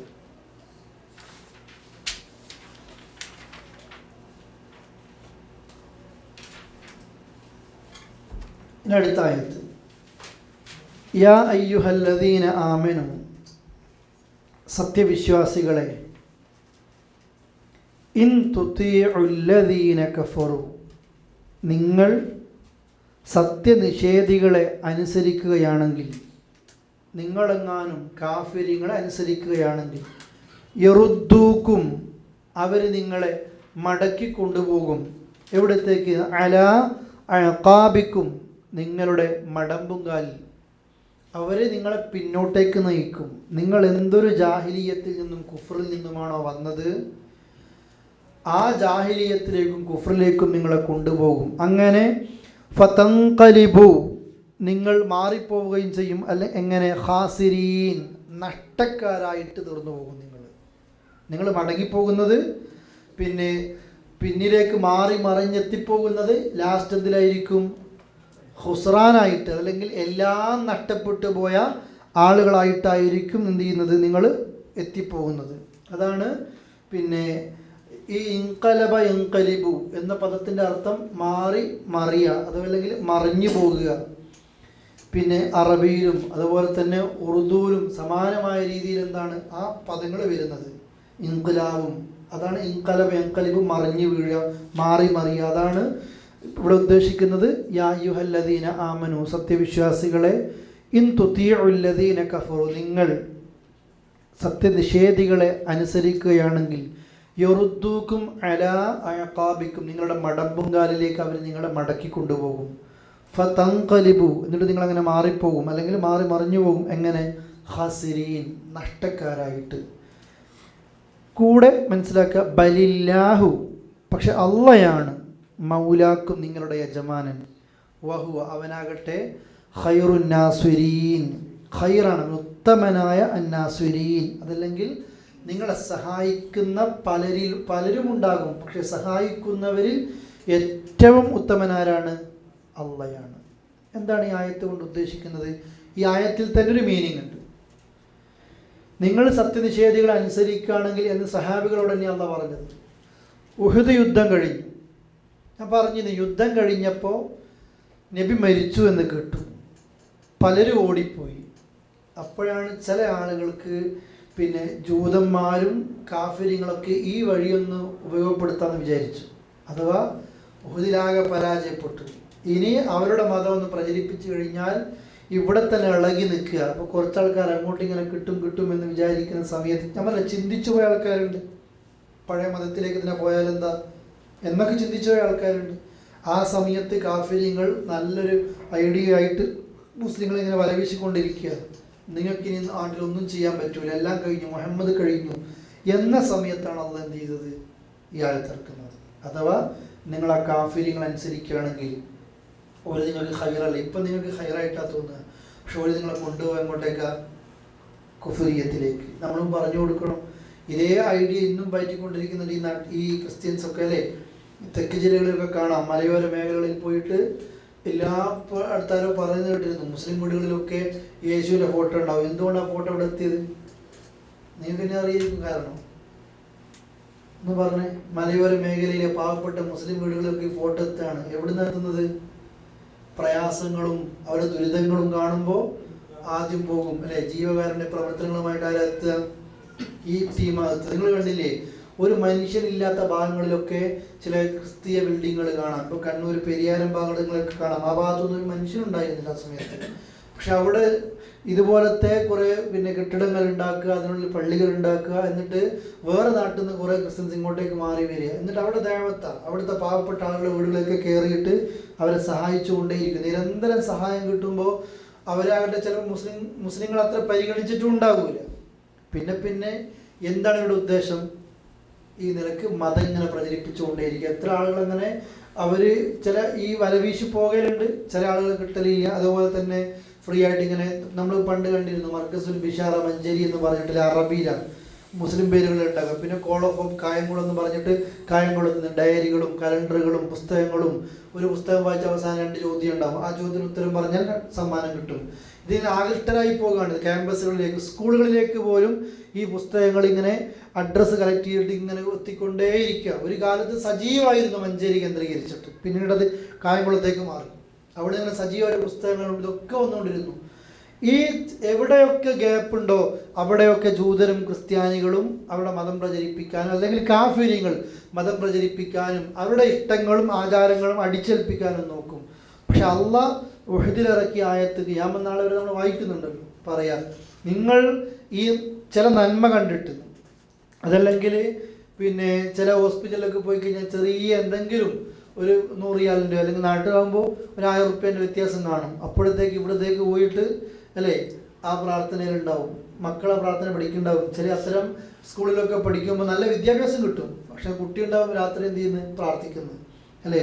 അത്തരം ഹോസ്റ്റലുകളിൽ കൊണ്ടുപോയി ചേർക്കുമ്പോൾ ആ പ്രാർത്ഥന കുട്ടി പഠിക്കുകയാണ്. അത്തരം ഹോസ്പിറ്റലിൽ ആ പ്രാർത്ഥന വരികയാണ്. കോഴിക്കോട് തന്നെ കാണാം, ബേബി ഹോസ്പിറ്റലിൽ പോയാൽ കാണാം, രാവിലെ ഒരു നിശ്ചിത സമയം വരുമ്പോൾ എല്ലാവരും പ്രാർത്ഥിക്കുകയായിരിക്കും. ദീനില്ലാത്ത, ദീനി ബോധമില്ലാത്ത മുസ്ലിം നേഴ്സുമാരുണ്ടാകും പ്രാർത്ഥനയ്ക്ക് നിൽക്കുന്നത്. ഇത് ഒരു ഒളി അജണ്ട എപ്പോഴും എന്തിൻ്റെ പിന്നിലുണ്ടാകും? ഇത്തരം സ്ഥാപനങ്ങളും ഇതൊക്കെ തുടങ്ങുമ്പോൾ അള്ളാഹ് പറയാം, നിങ്ങൾ ഇൻ തുതിഉല്ലദീന കഫറു, ഏതാകട്ടെ ഏത് മതവിഭാഗത്തിൽപ്പെട്ട കാഫിർ ആരാണോ, അള്ളാഹുവിൻ്റെ ദീനിനെ നിഷേധിക്കുന്ന, ഈ സത്യത്തെ നിഷേധിക്കുന്ന ആരാണെങ്കിലും, മുസ്ലിങ്ങളിൽപ്പെട്ടവരാണെങ്കിലും, ദീനിൻ്റെ ആദർശത്തിനെതിരാണെങ്കിൽ അവർ നിങ്ങൾ അനുസരിക്കുകയാണെങ്കിൽ യറുദ്ദൂക്കും അലാ അഖാബിക്കും, നിങ്ങളുടെ മടമ്പുകാരേക്ക് അവർ കൊണ്ടുപോകും, ജാഹിലിയത്തിലേക്ക് അവർ കൊണ്ടുപോകും. കാരണം ഇതൊക്കെ ജൂതൻ്റെ ഏജൻ്റായിരിക്കും, ഷിയാക്കളുടെ ഏജൻ്റായിരിക്കും. അതുപോലെ തന്നെ നിങ്ങൾ ഖബറും പൂജ, അതുപോലെ തന്നെ അള്ളാഹിനോടല്ലാതെ പ്രാർത്ഥിക്കുന്നതൊക്കെ ഒഴിവാക്കിയിട്ട് ഇങ്ങോട്ടേക്ക് വന്നത്. വീണ്ടും ഇത്തരം പുരോഹിതന്മാർ വന്നിട്ട് കണ്ടില്ലേ നിങ്ങൾക്ക് പരാജയം വന്നത്, കണ്ടു ഈ നാട്ടിൽ പോലും ഞങ്ങൾക്കിപ്പോൾ മേൽക്കോയ്മ കിട്ടിക്കൊണ്ടേയിരിക്കുന്നത് എന്നൊക്കെ രീതിയിലാണ് നിങ്ങൾ വരുന്നതെങ്കിൽ അള്ളാഹ് പറയാണ്, നിങ്ങളെ അവർ കൊണ്ടുപോകുന്നത് തീർത്തും നഷ്ടത്തിലാണ്. നിങ്ങൾ എന്ത് ചെയ്യരുത്, അനുസരിക്കരുത്. കാര്യം കിട്ടാൻ വേണ്ടി അനുസരിക്കുന്ന ആൾക്കാരുണ്ടാവും, എന്തെങ്കിലും ലാഭം കിട്ടുമ്പോഴത്തേക്ക് അനുസരിക്കുന്നുണ്ടാകും, അള്ളാഹുവിൻ്റെ പരീക്ഷണം കൊണ്ട് അനുസരിക്കുന്ന ആളുകളുണ്ടാകും. നമ്മൾ കാണില്ലേ, മുമ്പ് കണ്ടിരുന്നില്ലേ, എത്രയോ ഹാജി, പിന്നെ ഒരു ഹാജി എത്രയോ അള്ളാഹിനോട് പ്രാർത്ഥിച്ചു കുട്ടീനെ കിട്ടാൻ. അള്ളാഹ് കുട്ടീനെ കൊടുത്തില്ല. കഅബത്തിൽ വന്ന് പ്രാർത്ഥിച്ചു, അള്ളാഹ് കുട്ടീനെ കൊടുത്തില്ല. ഗുരുവായൂർ പോയി പ്രാർത്ഥിച്ചപ്പോഴെന്ത് കൊടുത്തത്? ഗുരുവായൂർ പ്രാർത്ഥിച്ചു, കുട്ടി കിട്ടി അല്ലേ. ആ ഹാജിയാർ എന്താ കാട്ടിയത്? ഹാജിയാരട്ടോ, കഅബത്തിൽ വന്ന് ഹജ്ജ് ചെയ്ത ഒരാളാ, എന്താ ഗുരുവായൂരിൽ പോയിട്ട് തുലാഭാരം നടത്തി അല്ലേ. കാസർഗോഡല്ലേ നഫീസ് ഉമ്മാനെ പറ്റി, സുബൈദ് ഉമ്മാനെ പറ്റിയിട്ട് നഫീസ്, പിന്നെ സുബൈദ് ഉമ്മക്ക് നഫീസ അല്ലേ, ആരോ മോള് ഉമ്മ മറന്നു പോയിട്ടുണ്ട്. കുറേ മുമ്പ് പത്രം കട്ടിങ് ഉണ്ടായിരുന്നു. തുലാഭാരം നടത്താണ് കാസർഗോഡ് ക്ഷേത്രത്തിൽ, പത്രം കൊടുക്കാണ്. 5 നേരം നിസ്കാരത്തിലും ഒരു കുറവും വരുത്താത്ത മോളെ ഉമ്മ, ആ ഉമ്മയാണ് കുട്ടിയും കൊണ്ട് എങ്ങോട്ടേക്ക് പോകുന്നത്? അമ്പലത്തേക്ക് പോകുന്നത്. എന്തിന്? തുലാഭാരം നടത്താൻ. നിങ്ങൾ നോക്കിയേ, മുസ്ലിങ്ങൾ ഇവിടെ എത്തിയിട്ടുണ്ട്. എത്ര നിങ്ങൾ അമ്മ കോഴിക്കോട്ടും കണ്ണൂരും പലയിടത്തും വരും അല്ലേ. ആ വരുന്ന സമയത്തൊക്കെ പത്രക്കാർ ഒരു ഫോട്ടോ കൊടുക്കുക, ഒരു വർദ്ധയുടെ സ്ത്രീയിലായിരിക്കും. ഒന്നും മുസ്ലിങ്ങളെ കുത്താനാ, അവർ കുത്തിയാലും കുത്തിയില്ലെങ്കിൽ നമ്മൾ കുത്തപ്പെട്ട് കഴിഞ്ഞു അല്ലേ, പോവുകയാണ്. നാട്ടിൽ ജ്യോതിഷന്മാരുടെ നോക്കിയാൽ നിങ്ങൾ വെള്ളിയാഴ്ച ചുമക്ക് പോകുമ്പോൾ പിന്നെ പള്ളിയിൽ പോക്ക് ഹറാമാന്നൊക്കെ പറയുമെങ്കിലും ഇത്തരം ഭാവി പറയുന്ന ആൾക്കാരുടെ അടുത്തേക്ക് പോകാൻ മടി ഉണ്ടാവില്ല. എന്തിന്? ഒരു വീട്ടിലേക്ക് ഒരു കൈനോട്ടക്കാരൻ വന്നാലും മാപ്പിളാര സ്ത്രീകളൊക്കെ നിങ്ങൾ കൈനീട്ടി കൊടുക്കുക അല്ലേ. എന്തിനാണ് ഭാവി പറയുന്ന എന്നിട്ട് കൈ നോക്കിയിട്ട് പറയാൻ? കൊടിയ ശിർക്ക് ചെയ്യുക. ഇത്തരം ലക്ഷണം നോക്കുന്ന ഒരാളെടുത്ത് പോയാൽ 40 ദിവസത്തെ നിസ്കാരം പോയി, വിശ്വസിച്ചാലോ കാഫിറായി. ഒരു പ്രശ്നം ആർക്കും ഇല്ല. നമ്മൾ എങ്ങാണോ എവിടുന്നാണോ ജാഹിലിയത്തിൽ നിന്ന് വന്നത് ആ ജാഹിലിയത്തിലേക്ക് നിങ്ങളെ കൊണ്ടുപോകും എന്നല്ല പറയുക. എത്ര ആൾക്കാർ അങ്ങനെ പോയിക്കൊണ്ടിരിക്കുന്നുണ്ട് ഷിർക്കിലേക്ക്. പക്ഷെ അള്ളാഹ് പറയുക, ബലില്ലാഹു മൗലാക്കും, അള്ളയാണ് നിങ്ങളുടെ യജമാനൻ. എന്ത് പരാജയം സംഭവിച്ചാലും, ജീവിതത്തിൽ എന്താപത്ത് ബാധിച്ചാലും, പ്രത്യേകിച്ച് ഉഹുദാണ് സന്ദർഭം. സഹാബത്തെ, നിങ്ങൾ മതം മാറിയിട്ട് അപ്പുറത്തേക്ക് പോകാൻ ചിന്തിക്കാൻ പാടില്ലായിരുന്നു. സൂര്യ കൊല്ലപ്പെട്ട് ചെതറി ഓടാൻ പാടില്ലായിരുന്നു. അള്ളയാണ് നിങ്ങൾക്ക് യജമാനൻ. വഹുവ ഖൈറുൻ നാസിരീൻ, സഹായികളിൽ വെച്ച് ഏറ്റവും ഉത്തമനാരാണ്? അള്ളയാണ്. ചില സഹാബികൾ ഇത് പറഞ്ഞിട്ടുമുണ്ട്. യുദ്ധമൊക്കെ മതിയാക്കിയിട്ട് റോഡരിയിൽ ഇങ്ങനെ ഇരിക്കുമ്പോൾ മറ്റു ചില സഹാബികൾ പറഞ്ഞു, നിങ്ങൾ മുഹമ്മദ് നബി കൊല്ലപ്പെട്ടു എന്നതുകൊണ്ട് ഇവിടെ ഇരിക്കുകയാണോ? മുഹമ്മദ് റസൂൽ വിട്ടേച്ച ഒരു ആദർശമുണ്ട് ഇവിടെ. ആ ആദർശത്തിന് വേണ്ടിയാണ് നമ്മൾ എന്ത് ചെയ്യേണ്ടത്? യുദ്ധം ചെയ്യേണ്ടത്. അതുപോലെ നമ്മളും മനസ്സിലാക്കുക, ആ പാരമ്പര്യം പിന്നീട് അവകാശപ്പെടുന്ന ആളുകളാ സലഫികൾ. നമ്മൾക്ക് അള്ളാഹുവിൻ്റെ റസൂലിൻ്റെ ആദർശം ഇവിടെ ഉണ്ട്. മുസ്ലിങ്ങളിൽ തന്നെ ഈ ആദർശത്തിന് എതിരായി ചെയ്തുകൊണ്ടേയിരിക്കുന്നു, അല്ലാത്തവർ വേറെയും ഉണ്ട്. ലോകത്തുള്ള എല്ലാവരുടെയും ലക്ഷ്യം അള്ളാഹിനെ മാത്രം ആരാധിക്കുന്ന ഒരു കക്ഷിയ സലഫികൾ എന്നറിയാം. അവരാണ് ജൂതൻ്റെ ശത്രുവായി മാറുന്നത്, ക്രിസ്ത്യാനി ശത്രുവായിട്ട് മാറുന്നത്. ബാക്കി ഖബർ പൂജിക്കുന്നവരും എല്ലാവരും തങ്ങളുടെ കളിപ്പാവകളാണ് അവർക്ക് തന്നെ അറിയും. അതുകൊണ്ട് ഇന്ന് വരുന്ന തീവ്രവാദികൾക്ക് എന്ത് വരുന്നത്, ഒരു സെലഫി ചുവ കൊടുത്തിട്ട് ലോകത്ത് അതിങ്ങനെ അറിയപ്പെടുത്തുന്നത്. കാരണം ഈ വിഭാഗത്തെ ലോകത്തെ മനുഷ്യരുടെ മുമ്പിൽ എന്ത് ചെയ്യണം, ഒരു മോശപ്പെട്ട ആളുകളാക്കിയിട്ട് ചിത്രീകരിക്കണം. ആ സമയത്ത് ഉഹദിൽ സഹാബത്ത് അവസാന സമയത്ത് തെറ്റായി ചിന്തിച്ചതുപോലെ നമ്മളും എന്ത് ചെയ്യരുത്, തെറ്റായി ചിന്തിക്കരുത്. അള്ളയാണ് സഹായിക്കുക. അന്തിമ വിജയം ആർക്കായിരിക്കും? അള്ളാഹുവിനും അള്ളാഹുവിൻ്റെ ദീനിനും ആ ദീൻ ഉൾക്കൊള്ളുന്ന ആളുകൾക്ക് തന്നെയായിരിക്കും. എന്നിട്ട് അള്ളാഹ് പറയാം, സനുൽഖി ഫീ ഖുലൂബിൽ ലദീന കഫറു. സനുൽഖി, അള്ളാഹ് എന്ത് ചെയ്യും, വഴിയെ എന്ത് ചെയ്തും ഇട്ടുകൊടുക്കും. ഫീ ഖുലൂബിൽ ലദീന കഫറു, കാഫിരീങ്ങളുടെ ഹൃദയത്തിൽ അള്ളാഹ് വഴിയെ ഇട്ടുകൊടുക്കും. എന്ത്? അർറുഅബ, അവർക്ക് ഒരു ഭീതി അതല്ലെങ്കിൽ ഒരു പേടി എന്ത് ചെയ്യാണ്, അള്ളാഹ് ഇട്ട് കൊടുക്കുകയാണ്. എന്തുകൊണ്ട്? ബിമാ അശ്റകൂ ബില്ലാഹ്, അവർ അള്ളാഹുവിൽ പങ്കു ചേർത്തത് കൊണ്ട്. അല്ലാതെ ഇവിടുത്തെ വേറൊന്നുമല്ല, ഇവിടുത്തെ ദുനിയവിയായിട്ടൊരു കാര്യമില്ല. ഇപ്പം മുസ്ലിങ്ങൾക്കാണ് ഉഹദിൽ പരാജയം സംഭവിച്ചതെങ്കിലും അത് ഇട്ട് കൊടുത്തിട്ടുണ്ട്, കാഫിര്യങ്ങൾക്ക് ആ പേടി കൊടുത്തിട്ടുണ്ട്. അവർ അള്ളാഹുവിൽ പങ്കു ചേർത്തത് കൊണ്ട് അള്ളാഹു അവർക്ക് അവരുടെ മനസ്സുകളിൽ എന്ത് കൊടുത്തു, ഒരു പരാജയം, ഒരു ഭീതി, ഒരു പേടി ഇട്ട് കൊടുത്തു. ബിമാ അശ്റകൂ ബില്ലാഹ്, അവർ അള്ളാഹുവിൽ പങ്കു ചേർത്തു എന്നതുകൊണ്ട്. മാലം യുനസ്സിൽ ബിഹി സുൽത്താന, അതല്ലെങ്കിൽ അള്ളാഹു തആല യാതൊരു തെളിവും അവതരിപ്പിക്കാത്തൊരു വിഷയമാണ്.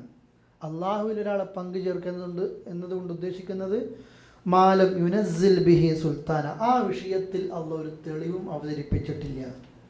അള്ളാഹിനെ കൂടാതെ അല്ലെങ്കിൽ അള്ളയോടൊപ്പം മറ്റൊരു രക്ഷകൻ, അള്ളയോടൊപ്പം പ്രാർത്ഥിക്കാൻ മറ്റൊരാൾ, അള്ളയോടൊപ്പം ഈ ഉഹദിൽ മുസ്ലിങ്ങളെ കൊല്ലാൻ വേണ്ടി വന്ന ഈ കാഫിര്യങ്ങളൊക്കെ ആരെ വിളിച്ച് പ്രാർത്ഥിക്കുന്നവരാ?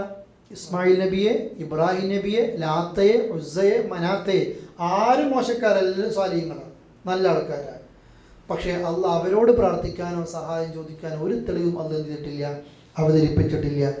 ആ വിഷയത്തിൽ അവർ ഉറച്ചു നിൽക്കുന്നത് കൊണ്ട്, അള്ളാഹു ശിർക്ക് ചെയ്യുന്നത് കൊണ്ട് പിന്നീട് അള്ളാഹു അവർക്കിടയിൽ എന്ത് ചെയ്യും, ഒരു പരാജയം, ഒരു പേടിയിട്ട് കൊടുക്കും. പരലോകത്താകട്ടെ വമഅ്വാഹു മുന്നാർ, അവർക്ക് എന്താണ്, പരലോകത്ത് നരകമാണ്. വബിഇസ മത്വൽ-ളാലിമീൻ, വബിഇസ എത്ര, വബിഇസ മത്വൽ-ളാലിമീൻ, അതല്ലെങ്കിൽ ളാലിമീങ്ങളായ ആളുകൾക്കുള്ള പാർപ്പിട കേന്ദ്രം എത്ര മോശമാണ്. ഈ ആയത്തിൽ മനസ്സിലാക്കുക, സന്ദർഭം ഉഹദ് തന്നെയാണ്. ഉഹദാണ് സന്ദർഭം. നിങ്ങളിപ്പോൾ പേടിക്കുകയാണെങ്കിലും നിങ്ങൾ എന്ത് ചെയ്യണ്ട, എല്ലാ സമയത്തും ആ പേടി നിലനിർത്തേണ്ട. അള്ളാഹു പിന്നീട് അവരുടെ മനസ്സിൽ എന്തിട്ട് കൊടുക്കും, ഒരു പേടി ഇട്ട് കൊടുക്കും. ആരുടെ മനസ്സിൽ? കാഫിരീങ്ങളുടെ മനസ്സിൽ അല്ലേ, അവർക്ക് ഇട്ട് കൊടുക്കും. എന്തുകൊണ്ട്? അവർ അള്ളാഹുവിന് എന്ത് ചെയ്തിട്ടുണ്ട്, ഷിർക്ക് ചെയ്തിട്ടുണ്ട്. അള്ളാഹ് സഹാബികളെ ആശ്വസിപ്പിക്കുക. ഞാൻ പറഞ്ഞില്ലേ, താക്കീതുണ്ട്, ഗുണപാഠം പഠിക്കാനുണ്ട്, ആശ്വസിപ്പിക്കലുണ്ട്. അടുത്ത ആയത്ത് വേറെ നമ്മൾ പരീക്ഷ ആയതുകൊണ്ട് അത് ഞാൻ പോകുന്നില്ല. അടുത്ത ആയത്തിൻ്റെ ആശയം അള്ളാഹ് പറയാ, തുടക്കം മാത്രമേ വലഖദ് സദഖകുമുല്ലാഹു വഅദ, പടച്ചോ നിങ്ങളോട് വാഗ്ദാനമൊക്കെ പാലിച്ചിട്ടുണ്ട്. എങ്ങനെയെന്നറിയോ? ഈ തഹ്സൂനഹും ബിഇദ്നി, നിങ്ങൾ അള്ളാഹിൻ്റെ സമ്മതം കൊണ്ട് അവരെ കുറേ കൊന്നു തീർത്തിട്ടുണ്ട്. അതാ ഉഹദിൻ്റെ ആദ്യ സമയം പറയുന്നത്. അള്ളാഹ് നിങ്ങളോടൊരു വാഗ്ദാനം പൂർത്തിയാക്കി. നിങ്ങളെ ജയിപ്പിക്കൽ അള്ളാഹിൻ്റെ ബാധ്യത അള്ളാഹ് ചെയ്തു, വാഗ്ദാനം പൂർത്തിയാക്കി. എപ്പോൾ? അള്ളാഹിൻ്റെ അനുവാദത്തോടു കൂടി നിങ്ങൾ അവരെ ശത്രുക്കളെ കൊന്നു ആദ്യ സമയത്ത്. ഹത്ത ഇദാ ഫശിൽതും, പിന്നീട് നിങ്ങൾക്ക് ഭീരുത്വം പറ്റി. എന്നിട്ട് എന്ത് ചെയ്യുന്നു അറിയോ? നിങ്ങൾ കാര്യങ്ങളിൽ ചിന്ന ഭിന്ന അഭിപ്രായ വ്യത്യാസത്തിലായി, അഥവാ ഐക്യം നിങ്ങൾ തകർത്തു. മലമുകളിൽ നിന്ന് ഇറങ്ങരുത് എന്ന് പറഞ്ഞു. അബ്ദുല്ലാഹിബ്നു ജുബൈറും കുറച്ച് സഹാബികളും ഇറങ്ങല്ല, നബി പറഞ്ഞു ഇറങ്ങരുത്. പക്ഷെ കുറേ ആൾക്കാർ എന്ത് ചെയ്തു? സഹാബികൾ ഇറങ്ങി. ആ ഇറങ്ങണോ വേണ്ടേ? ഒരു വിഭാഗം യുദ്ധം കഴിഞ്ഞില്ലേ, ഗനീമത്ത് പെറുക്കാലോ, എല്ലാവരും പെറുക്കുന്നതാ അല്ലേ വേണ്ട. റസൂലുള്ളാഹ് പറഞ്ഞത് യുദ്ധം കഴിഞ്ഞാലും കഴിഞ്ഞില്ലെങ്കിലും ഞാൻ പറയാതെ ഇറങ്ങരുതെന്ന് ആരാ പറഞ്ഞത്? റസൂലുള്ളാഹ്. അവിടെ അഭിപ്രായ വ്യത്യാസം വന്നോ? യുദ്ധത്തിന് പോയ ഉഹദിൽ പോയ എല്ലാ സഹാബികൾക്കും അഭിപ്രായ വ്യത്യാസം ഉണ്ടായോ? ഇല്ല. മലമുകളിൽ നിന്ന 50 ആളുകളിൽ കുറച്ചാൾക്ക് അഭിപ്രായ വ്യത്യാസം ഉണ്ടായിട്ടുള്ളൂ. എന്താ സംഭവിച്ചത്? വഅസൈതും മിൻ ബഅദി മാ അറാകും മാ തുഹിബ്ബൂൻ, നിങ്ങൾ ഇഷ്ടപ്പെടുന്നതൊക്കെ ഞാൻ നിങ്ങൾക്ക് ഉഹദിൽ കാണിച്ചു. അല്ലാഹ് പറയാ, ശരിക്ക് വിജയം നിങ്ങളെ കാണിച്ചു, അവരെ കൊന്നു തീർത്തു. എന്നിട്ട് നിങ്ങൾ എന്ത് ധിക്കരിച്ചു? നിങ്ങളെ കുറച്ചാൾ അഭിപ്രായ വ്യത്യാസം റസൂലുള്ളാഹിനെ ധിക്കരിച്ചത് കൊണ്ട് പരാജയം മുഴുവനും ആളുകൾക്ക് എന്ത് ചെയ്തു? അള്ളാഹ് കൊടുത്തു. അള്ളാഹ് പറയാ, മിൻകും മൻ യുരീദു ദുനിയ, നിങ്ങൾ ദുനിയാവ് മോഹിച്ചവരുണ്ട്. ആരെപ്പറ്റി പറയുന്നത്? സഹാബികളെ പറ്റി പറയാ. ഇബ്നു അബ്ബാസ് റളിയല്ലാഹു അൻഹു പറയും, ഈ ആയത്തിറങ്ങുന്നത് വരെ ഞങ്ങൾക്ക് അറിയില്ലായിരുന്നു ഉഹുദ് യുദ്ധത്തിൽ ഞങ്ങളുടെ കൂടെ ദുനിയാവ് മോഹിച്ചു വന്ന സഹാബി ഉണ്ടോ. ഈ ആയത്തിറങ്ങിയപ്പോൾ ഞങ്ങൾ പേടിച്ച്. അങ്ങനത്തെ ആളുണ്ടല്ലോ റബ്ബേ. അല്ലാഹ് പറയാ, നിങ്ങളിൽ ദുനിയാവ് മോഹിച്ചവരുണ്ടായിരുന്നു. ഏത് യുദ്ധത്തിൽ? ഉഹുദിൽ. നമ്മൾ നല്ല ദഅവത്ത് തന്നെയാണ് നടത്തുന്നത്. ഇസ്ലാഹി സെൻ്ററുണ്ട്, ജാലിയാത്തിൻ്റെ ക്ലാസ്സൊക്കെ നമുക്കുണ്ടാവും. ഞാനും നിങ്ങളൊക്കെ സജീവ. പക്ഷേ ഈ പ്രവർത്തനത്തിൽ ഏതെങ്കിലും ഒരു മനുഷ്യൻ ദുനിയാവാ ചിന്തിക്കുന്നതെങ്കിൽ, അല്ലെങ്കിൽ ഈ അള്ളാഹുവിൻ്റെ തൗഹീദ് പ്രചരിപ്പിക്കുന്ന ലോകത്തെ ഏത് മുവഹിദാകട്ടെ ദുനിയാവ മോഹിക്കുന്ന ആരെങ്കിലും ഉണ്ടെങ്കിൽ അള്ളാഹ് വിഭാഗത്തിന് മുഴുവനായിരിക്കും ചിലപ്പോൾ എന്ത് ചെയ്ത് കൊടുക്കുക? പരാജയം കൊടുക്കുക. എന്തെന്ന് വെച്ചാൽ എല്ലാവരും ഒന്ന് പാഠം പഠിക്കാൻ വേണ്ടിയിട്ട്. ആ ദുനിയാവ് മോഹിക്കലും ആ വഴക്കുകളും ആ ദീനിൻ്റെ വിഷയത്തിൽ പിന്നെ കക്ഷികളായിട്ട് പിരിയലും ഐക്യം തകരലും സംഭവിക്കുമ്പോൾ ശത്രുക്കളത് ആ ഗ്യാപ്പ് കൂടെ ഇങ്ങനെ കയറും. ആ ഗ്യാപ്പ് കൂടെയായിരുന്നു ഉഹുദിൽ കയറിയത്. ആ ഗ്യാപ്പ് കൂടെ തന്നെ ഇന്നും കയറിക്കൊണ്ടേയിരിക്കുന്നത്. എന്നിട്ട് അള്ളാഹ് പറയാം, അമിൻകും മൻ യുരീദുൽ ആഖിറ, ആഖിറം ഉദ്ദേശിക്കുന്നവർ നിങ്ങളിലുണ്ട്. എന്നിട്ട് അള്ളാഹു നിഅമത്തിനെ പറ്റി പറയുന്നത്, സുമ്മ സ്വറഫക്കും, ഞാൻ നിങ്ങൾ ജസ്റ്റ് ഒന്ന് വായിച്ച് ഈ ആയത്ത് മാത്രം പോട്ടെ. സുമ്മ സ്വറഫക്കും അൻഹും, പിന്നെ അള്ളാഹു അവരിൽ നിന്ന് നിങ്ങളെ തിരിച്ചു കളഞ്ഞു. എങ്ങനെ? ലിയബ്തലിയക്കും, നിങ്ങളെ ഒന്ന് പരീക്ഷിക്കാൻ വേണ്ടി. വലഖദ് അഫ അൻകും, നിങ്ങൾക്ക് അള്ളാഹ് മാപ്പ് നൽകി. വല്ലാഹു ദു ഫദ്ലിൻ അലൽ മുഅ്മിനീൻ, അല്ലാഹു തആല സത്യവിശ്വാസം സ്വീകരിച്ച ആളുകളുടെ മേൽ അള്ളാഹു വല്ലാതെ എന്ത് ചെയ്യാണ്? അനുഗ്രഹം ചെയ്തുകൊണ്ടേയിരിക്കുകയാണ്. അഥവാ ലാസ്റ്റ് ഭാഗം അള്ളാഹു ഒരു ആശ്വാസം നൽകുക. പിന്നീട് നിങ്ങൾ അവരിൽ നിന്ന് തിരിച്ചു. ശരിക്കും നിങ്ങൾ നോക്കിയേ, രണ്ടാം ഘട്ടം പിന്നെ യുദ്ധത്തിൽ മുസ്ലിങ്ങളെ വല്ലാതെ കൊന്നുകൊണ്ടേയിരിക്കുക. വേണമെങ്കിൽ അവർക്ക് റസൂലുള്ളാഹി അടക്കം എല്ലാവരെയും കൊന്നു തീർക്കാൻ മാത്രം ശക്തിയും കരുത്തും ഉണ്ടായിരുന്നു. കാരണം യുദ്ധക്കളത്തിൽ വല്ലാതെ മുസ്ലിങ്ങളൊന്നും ഇല്ല. പക്ഷെ അള്ളാഹ് അവരുടെ മനസ്സിൽ ഒരുപാട് അവിടെ നിൽക്കാൻ തോന്നിപ്പിച്ചില്ല. ശത്രുക്കളുടെ മനസ്സിൽ അവർ ആയുധങ്ങളിട്ട് ഞങ്ങൾ വിജയിച്ചു എന്ന് പറഞ്ഞാൽ പെട്ടെന്ന് ഇട്ടുപോയി. ഇതാര് കൊടുത്ത നിയമത്താ? അള്ളാഹ് കൊടുത്തൊരു നിയമത്താ. വേണമെങ്കിൽ ഒരാളും ഇല്ലാതെ അവരെന്ത് ചെയ്യും? തുടച്ചു നീക്കുകയില്ല. അതുകൊണ്ട് അള്ളാഹ് എന്ത് പറഞ്ഞത്? സുമ്മ സ്വറഫക്കും അൻഹും, അവർ നിങ്ങളങ്ങോട്ട് മാറ്റിക്കളയും. എന്നിട്ട് അതെന്തിനാണെന്നറിയോ? നിങ്ങളൊന്ന് പരീക്ഷിക്കാനാണ്. അള്ളാഹ് നിങ്ങൾക്ക് മാപ്പ് തന്നു. ഉഹുദ് പങ്കെടുത്തവർക്ക് അള്ളാഹ് എന്ത് കൊടുത്തിട്ടുണ്ട്? ഈ ചെതറി ഓടിയ എല്ലാ സഹാബിക്കും അള്ളാഹ് മാപ്പ് കൊടുത്തിട്ടുണ്ട്. റസൂലുള്ളാഹി പ്രത്യേകം പറഞ്ഞു, അവർക്കെതിരെ നടപടി എടുക്കരുത്. യുദ്ധത്തിൽ തിരിഞ്ഞു പോയാൽ എന്താ നടപടി? സഭയിൽ മൂപ്പിക്കാത്ത ചെയ്യുന്ന പാപ അല്ലേ? എന്നിട്ടും റസൂലുള്ളാഹിയുടെ ഈ സമയത്ത് പ്രത്യേകം ആയത്തിറക്കി പറഞ്ഞു, റസൂലേ വലൗ കുന്ത ഫള്ളൻ ഗലീദൽ ഖൽബി ലംഫളൂ മിൻ ഹൗലി, ആ സമയത്ത് അതർക്കുന്നത്. അവരോട് പരുത്ത ഭാഷ സംസാരിക്കരുത്, കഠിന ഹൃദയത്തോട് നിൽക്കരുത്. അങ്ങനെ നിന്നാൽ ആരും നിൻ്റെ അടുത്ത് ഉണ്ടാവില്ല, എല്ലാവരും മാറിപ്പോകും. അവർക്ക് പോലും അള്ളാഹ് എന്ത് കൊടുക്കുകയാണ്? മാപ്പ് കൊടുക്കുക. കാരണം അത് സത്യവിശ്വാസികളോട് വല്ലാത്ത ഔദാര്യം കാണിക്കും. അള്ളാഹ് എല്ലാ തെറ്റും പുറത്തു കൊടുക്കും. നമ്മളും അങ്ങനെ ചെയ്യണം എന്നാണ് പറഞ്ഞത്. അടുത്ത ആയത്തിലും കാണാം, ചില ആളുകളൊക്കെ പിന്നെ നിങ്ങൾക്ക് പിന്നെ അള്ളാഹുവിൻ്റെ റസൂല് പിന്നെ നിങ്ങനെ വിളിച്ചിട്ടും നിങ്ങൾ എന്ത് ചെയ്യാണ്? അത് കേൾക്കാതെ നിൽക്കുകയാണ്. ആ ആയത്ത് മുതൽ ഇൻഷാ അള്ളാഹ് നിങ്ങൾ എന്ത് ചെയ്യുക? പിന്നെ മാറുക, ഒന്ന് പഠിക്കുക. നിങ്ങൾ അള്ളാഹു നിങ്ങൾക്ക് ദുഃഖം നൽകിയ ചില സന്ദർഭം, പ്രത്യേകിച്ച് ഞാനിത് പറയാൻ കാരണം ഉഹുദുമായി ബന്ധപ്പെട്ട ചരിത്രം നമ്മൾ പഠിച്ചതിൽ നിന്നൊരല്പം വ്യത്യസ്തമായിട്ട് അതിൻ്റെ ഒരു ഡീപ്പ് സ്റ്റഡിയാണ്. എന്താണ് ഉഹുദിൽ അവസാനം സംഭവിച്ചത്? മുസ്ലിങ്ങൾ ഇത്ര ആൾക്കാർ കൊല്ലപ്പെട്ടു എന്നൊക്കെ നമ്മൾ പഠിച്ചിട്ടുണ്ടാകും മദ്രസയിൽ. പക്ഷേ നമ്മുടെ കയ്യിൽ അതിൻ്റെ മലയാള പരിഭാഷയാണുള്ളത്. നമ്മൾ 151 ആയത്ത് ഞാൻ ശരിക്കും ഓതി തന്നെടുത്തു. 52ാമത്തെ ആയത്ത് ഭാഗികമായിട്ടും ഞാൻ എടുത്തിട്ടുണ്ട്. 200 ആയത്തേ ഉള്ളൂ. നമ്മൾ പിന്നെ പല സെൻറ്ററുകളിലും ജിദ്ദ റിയാദിലൊക്കെ 1 മുതൽ 100 വരെ ഒരാളെടുത്തു, 100 മുതൽ 200 വരെ വേറെ ആളെടുത്തു. എന്നിട്ട് അവരിപ്പോൾ കഴിഞ്ഞിട്ടേ ഉള്ളൂ. പക്ഷെ നമ്മൾ അൽഹംദുലില്ലാ 150ഓളം നമ്മളെത്തി. അതിൽ തന്നെ ഒരുപാട് ക്ലാസ്സുകൾ അങ്ങോട്ടും ഇങ്ങോട്ടൊക്കെ മിസ്സായതും ഇതൊക്കെ ഉണ്ട്. എന്നിരുന്നാലും നമ്മൾക്ക് എന്ത് ചെയ്യുക? ഒന്ന് ബാക്കിയുള്ളത് കൂടെ വായിച്ചാൽ അത് മനസ്സിലാക്കും. ഈ ഒരായത്തിന് ഒരു 5 മിനിറ്റും കൂടെ ഞാൻ വിശദീകരിച്ച് ഞാൻ നിർത്തും. സാന്ദർഭികമായിട്ട് പറയാൻ തോന്നിപ്പോവുകയാണ്. ഈ 151ാമത്തെ ആയത്തിലെ സനുൽഖി ഫീ ഖുലൂബിൽ ലദീന കഫറൂ റുഅബ, കാഫിറുകൾക്ക് അല്ലാഹ് എപ്പോഴും അവസാനം പേടി കൊടുക്കും. ഈ ഉഹുദുമായി ബന്ധപ്പെട്ട സന്ദർഭം പറയുമ്പോഴൊക്കെ നമുക്ക് മനസ്സിൽ ഇപ്പോൾ അടുത്തൊക്കെ വരും. നിങ്ങൾ കണ്ടിട്ടുണ്ടാകും, പിന്നെ ഈ ഇസ്ലാഹി സെൻറ്റർ കേരള നദവത്തുൽ മുജാഹിദീൻ ഒരു പോഷക സംഘടനയാണ് നാട്ടിൽ. നിങ്ങളത് പരിചയപ്പെടണം. എന്താണ് കേരള നദവത്തുൽ മുജാഹിദീൻ? പക്ഷേ അത് ഒരു വിശദമായിട്ട് ആ വിഷയം ഉദ്ദേശിക്കുന്നുണ്ട്. നമ്മളത് അറിയണം. ഈ സെൻറ്റർ എങ്ങനെ ഇവിടെ ഉണ്ടായി? ഒരുപാട് പണ്ഡിതന്മാർ പണ്ടത്തെ കാലത്ത് അറബി ഭാഷ പഠിക്കാത്ത അല്ലെങ്കിൽ ഖുർആൻ പഠിക്കാത്ത, ഖുർആൻ അർത്ഥം എഴുതാൻ പാടില്ല, അർത്ഥം പഠിക്കൽ പാടില്ല, ഫാത്തിഹയുടെ പോലും അർത്ഥം പഠിക്കൽ നിർബന്ധമില്ല എന്നൊക്കെ കാലത്ത് പടപൊരുതിയിട്ട് അല്ല ജനങ്ങൾ ഖുർആൻ പഠിക്കട്ടെ, മനസ്സിലാക്കട്ടെ, അർത്ഥം പഠിക്കട്ടെ എന്ന് ഖുർആൻ ക്ലാസ്സിലൂടെ. അതുപോലെ തന്നെ മദ്രസേൻ്റെ മീമുണ്ടല്ലോ, മദ്രസേൻ്റെ ആദ്യത്തെ അക്ഷരം ഏതാണ്? മീമാണ്. ജഹന്നം അതിൻ്റെ അവസാനത്തെ അക്ഷരം ഏതാണ്? മീമാണ്. മദ്രസേൻ്റെ ആദ്യത്തെ അക്ഷരവും ജഹന്നമിൻ്റെ അവസാനത്തെ അക്ഷരവും മീമാണ്. എന്ന് വെച്ചാൽ ആരെങ്കിലും മദ്രസയിൽ പോയാൽ അവനെങ്ങോട്ടേക്ക് എത്തുക? ജഹന്നമക്ക് എത്തുക എന്ന് പറഞ്ഞിട്ട് വഅദ് പറഞ്ഞൊരു കാലം നമ്മുടെ കേരളത്തിലുണ്ടായിരുന്നു. അത് നല്ല ജനങ്ങളെ ഖുർആൻ പഠിക്കണം, ഈ ഇസ്ലാമിക വിദ്യാഭ്യാസം ഒരു സിസ്റ്റമാറ്റിക് ആയിട്ട് വരണം എന്നതിന് വേണ്ടി മദ്രസ നടത്തിയിട്ട് നാടുകൾ വിട്ടുപോകേണ്ടി വന്ന പണ്ഡിതന്മാരുണ്ടായിട്ടുണ്ട്. അങ്ങനെ അവർ മദ്രസ തുടങ്ങി, ഖുർആൻ ക്ലാസ് തുടങ്ങി, ദീന് പഠിപ്പിച്ചു. പല നിലക്കും ഇസ്ലാമിൻ്റെ തനതായ ആദർശം നമ്മൾക്കറിയാലോ. പണ്ട് കാലത്ത് വസൂരിയൊക്കെ വന്നാൽ അവർ പ്രാർത്ഥിക്കലേ, ഞങ്ങൾക്ക് ലീ ഹംസ, എനിക്ക് 5 ആൾക്കാരുണ്ട്, എനിക്ക് എന്ത് ബുദ്ധിമുട്ട് വന്നാലും എനിക്ക് 5 ആളുകളുണ്ട്. എന്തൊക്കെയാ? വൽ മുസ്തഫ വൽ മുർത്തല വ ബനാഹുമ വൽ ഫാത്തിമ. വൽ മുസ്തഫ എന്ന് വെച്ചാൽ ആരാ? കേരളക്കാർ പ്രാർത്ഥിക്കുക. ഒരു വസൂരി അസുഖം വന്നാൽ, കോളറക്ക് അസുഖം വന്നാൽ ഞങ്ങൾ മുസ്തഫ നബി ഞങ്ങളുണ്ട് ഞങ്ങൾക്ക്. വൽ മുർത്തല, ആരാണ് മുർത്തല? അലിയുൽ മുർത്തല. വ ബനാഹുമ ഹസൻ ഹുസൈൻ വൽ ഫാത്തിമ. ഇന്ന് ഇവിടുത്തെ ഷിയാക്കൾ ആരെയാണ് വിളിക്കുന്നത്? നമ്മുടെ കേരളക്കാർ അന്ന് കോളറ വരുമ്പോൾ പാടിയൊരു പാട്ടായിരുന്നു ഇത് നമ്മുടെ നാട്ടിൽ, അല്ലേ? ആ നിലക്ക് ഷിയ ആദർശം ദ്വീപിലൂടെ നമ്മൾ വന്നു. ഇപ്പോഴും ഞാൻ മുമ്പ് നിങ്ങളോട് പറഞ്ഞിട്ടുണ്ട്, കൊണ്ടോട്ടിയിലെ ജാറ നിങ്ങൾ എടുത്തു നോക്കുക, കൊണ്ടോട്ടിയിലത്തെ ജാറത്തിൻ്റെ പിക്ചർ നോക്കുക, നിങ്ങൾ ഇറാനിലത്തെ ജാറങ്ങളുടെ പിക്ചർ നോക്കുക, സെയിം ആയിരിക്കും. പണ്ടുണ്ടാക്കിയ ജാറാണത്. എന്തുകൊണ്ടാണ്?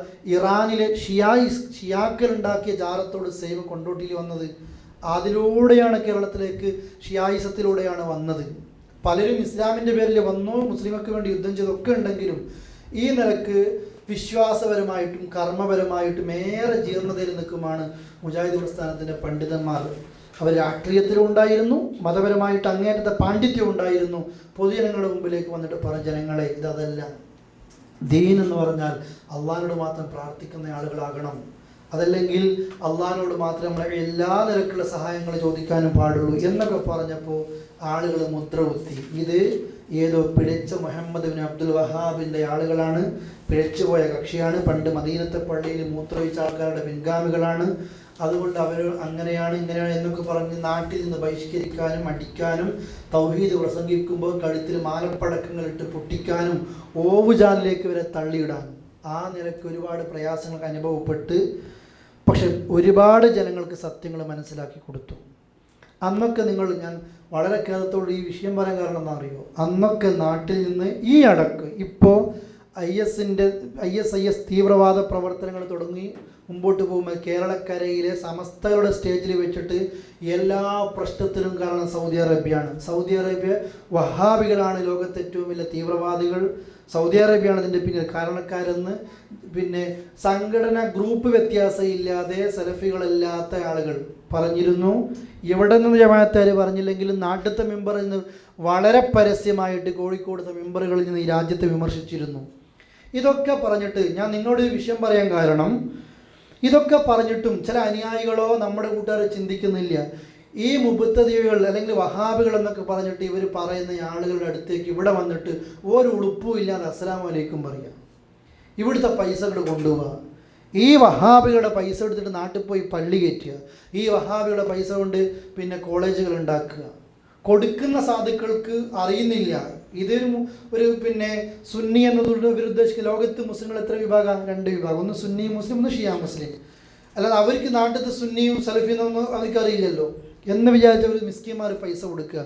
പക്ഷെ ഈ പൈസ മേടിക്കുമ്പോൾ ഈ മേടിച്ചാൽ ഒരു ഉളുപ്പുമില്ല, അനുയായികൾക്ക് ഒരു ഉളുപ്പില്ല, കിട്ടുമ്പോഴും തക്ബീർ ഇല്ല, അല്ലേ? എന്നിട്ട് നമ്മുടെ നാട്ടിൽ ഈ വഹാബികളാണ് മുഹമ്മദ് ബിൻ അബ്ദുൽ വഹാബ് നജിദിലെ ഷെയ്ത്താൻ എന്ന മലയാളത്തെ പുസ്തകം ഇത് ആരെ പറ്റിയിട്ട്? മുഹമ്മദ് ബിൻ അബ്ദുൽ വഹാബിനെ പറ്റി. നജിദിലെ ഷെയ്ത്താനാണ്. ആ ഷെയ്ത്താൻ്റെ ആളുകളുടെ അടുത്തേക്ക് വന്നിട്ട് എന്ത് ചെയ്യണം? ഇങ്ങനെ പൈസ വാങ്ങിക്കൊണ്ടേയിരിക്കും. ഞാൻ ഈ ആയത്തോതിയപ്പോൾ എൻ്റെ മനസ്സിൽ ഓർമ്മ വരിക, ഈ അടുത്ത് ഈ ഏറ്റവും വലിയ ഷെറിൻ്റെ ഒരു നേതാവ് ഈ നാട്ടിലൊക്കെ പ്രസംഗിക്കാൻ വേണ്ടി വന്നപ്പോൾ ഈ നാട്ടിലത്തെ ഭരണകൂടം തിരിച്ചറിയുകയും തടയുകയും ചെയ്യും. നിങ്ങളൊക്കെ അറിഞ്ഞിരിക്കുമല്ലോ അല്ലേ? എല്ലാവരും അത് അറിഞ്ഞിരിക്കും. പക്ഷെ ചിലപ്പോൾ നമ്മൾ വിചാരിക്കും എന്താ സംഭവിക്കുന്നത്. അള്ളാഹിൻ്റെ ഒറ്റൊരു ആയത്തേ ഉള്ളൂ.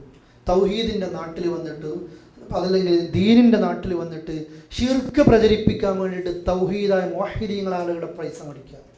അവർ പ്രാർത്ഥിച്ചു കൊടുക്കുന്ന പൈസയാണ്. അഥവാ നാട്ടിൽ കൊടിയ ഷിർക്ക് ചെയ്യാൻ തൗഹീദിൻ്റെ പൈസ ഉപയോഗിച്ചു. ബിസിനസ്സുകാരെ വെച്ചിട്ട് കയബത്തിൻ്റെ ഉള്ളിൽ കയറി, അതിൻ്റെ ശേഷം കയബ കഴുകി കളഞ്ഞുകൊണ്ട് ആ പാവം പോയിട്ടുണ്ടാവും ചിലപ്പോൾ, അല്ലേ? ആ നിലക്ക് അതിനുള്ളിൽ കയറുക. എന്നിട്ട് ആളുകളെ പറ്റിച്ച് പൈസ മേടിക്കുമ്പോൾ ചിലപ്പോൾ ഉഹുദിൽ സഹാബികളൊക്കെ പേടിച്ചതുപോലെ ചിലപ്പോൾ നമ്മളിൽപ്പെട്ട ചില ആൾക്കാർ വിചാരിക്കുന്നുണ്ടാവും, എന്താ റബ്ബേ ഇത് ഇങ്ങനെ കാണുന്നില്ലേ? പക്ഷേ അള്ള കൊടുക്കുകയാണ്. കിബിർ കൂടി വന്ന് വമ്പിച്ച പരസ്യങ്ങളും പരിപാടിയായപ്പോൾ അള്ള എന്ത് ചെയ്യാണ്? അത് മുടക്കുകയാണ്. നമ്മൾ അറിയണം. ഞാൻ ചില കാര്യങ്ങൾ എന്തിനാ പറയുന്നറിയോ? ഇത് സംഭവിക്കുമ്പോൾ നമ്മളെ മനസ്സിൽ വേണം, ഇവരുടെ അനുയായികളോട് പറയണം, ഇവർ നാട്ടിലെ ആൾക്കാർ, ഇപ്പോൾ ഞങ്ങൾ നജിദിലെ ഷെയ്ത്താൻ എന്ന് മുഹമ്മദ് അബ്ദുൽ വഹാബിനെ അനുയായികളെയും പറയുന്നു. ഈ നാട്ടിലത്തെ ഖബർ തട്ടിപ്പൊളിച്ച് ജൂതായുസം കാണിച്ചു, ലോകത്തുള്ള എല്ലാവർക്കെതിരെയും ചിന്തകളാക്കി എന്നൊക്കെ വെച്ചു. ഇനി ഞാൻ ജസ്റ്റ് ഒന്ന് പിന്നെ നമ്മുടെ നാട്ടിലത്തെ സെലഫികളോട് അല്ലെങ്കിൽ ലോകത്തുള്ള സെലഫികളോട് ഈ സുന്നികളുടെ നിലപാടെന്താണ് എന്ന് നമുക്കൊരാളെ ചോദിച്ചാൽ പറയാൻ പറ്റണം. ഈ സുന്നികൾ ഞാൻ ഉദ്ദേശിക്കുന്ന ലോക സുന്നികൾക്ക് കേട്ടോ, നമ്മുടെ നാട്ടിലത്തെ സമസ്ത ഒരു ഭിന്നിപ്പുമില്ലാതെ ഒന്നിച്ചു നിൽക്കുമ്പോൾ പോലും അവർ ഈ പിന്നെ വഹാബികളോട് എങ്ങനെ പെരുമാറണം അഥവാ ചോദിക്കുകയാണ്. എന്താ ചോദിക്കുന്നതെന്നറിയോ? ഫത്വ ചോദിക്കുകയാണ് പണ്ഡിതന്മാരോട്. പിന്നെ കേരളത്തിലെ സുപ്രസിദ്ധ പണ്ഡിതനും തെന്നിന്ത്യ മുഫ്തിയുമായ അത്തരം പണ്ഡിതന്മാരോട് വഹാബികളോട് അനുഭാവം കാണിക്കുന്നവരെ പറ്റിയും അവരോട് ഏത് സമീപനമാണ് സ്വീകരിക്കണമെന്ന് ചോദിച്ചപ്പോൾ ഫത്വ നടത്തിയത് കേരളത്തിൽ മുഷാവറ നടത്തിയിട്ട് കൊടുത്ത ഉത്തരം എന്താണ്? ഈ സുആലിൽ പറയപ്പെട്ടവർ അഥവാ വഹാബികളോട് കൂടെ മൗദൂദികളുമുണ്ട്, അവരോടൊക്കെ എങ്ങനെ പെരുമാറണം? അവർ അറുത്തത് തിന്നൽ, അവരുമായി നിക്കാഹ് ബന്ധം നടത്തൽ, അവരെ തുടർന്ന് നിസ്കരിക്കൽ, ഖുതുബ, തദ്രീസ് മുതലായകളിൽ അവരെ നിയമിക്കൽ അത് പാടില്ലാത്തതാണ് എന്ന് ഒരു ഭാഗത്ത് പറയാം. ഒരു സലഫി അറുത്തത് തിന്നത് പോലും പാടില്ല. ഇവരുടെ ദുഷ്ട മനസ്സ് നമ്മൾ നോക്കണം. ഈ ആളുകളോട് എപ്പോഴാണ് ഒരാൾക്ക് ഖേദം ഉണ്ടാകുക? ഈ ആളുകൾ പാവപ്പെട്ട ജനങ്ങളെ പിന്നെ പിഴപ്പിക്കാൻ അല്ലെങ്കിൽ തെറ്റിദ്ധരിപ്പിക്കാനും മലയാളത്തിൽ എഴുതിയ ഒരു പുസ്തകമാണിത്. എന്നിട്ട് കേരളത്തിലെ പ്രഗത്ഭ ഉലമാക്കളുടെ തീരുമാനം പറയും. എന്തെന്നറിയോ? എന്തൊക്കെയാണ് ഇവിടെ തീരുമാനം?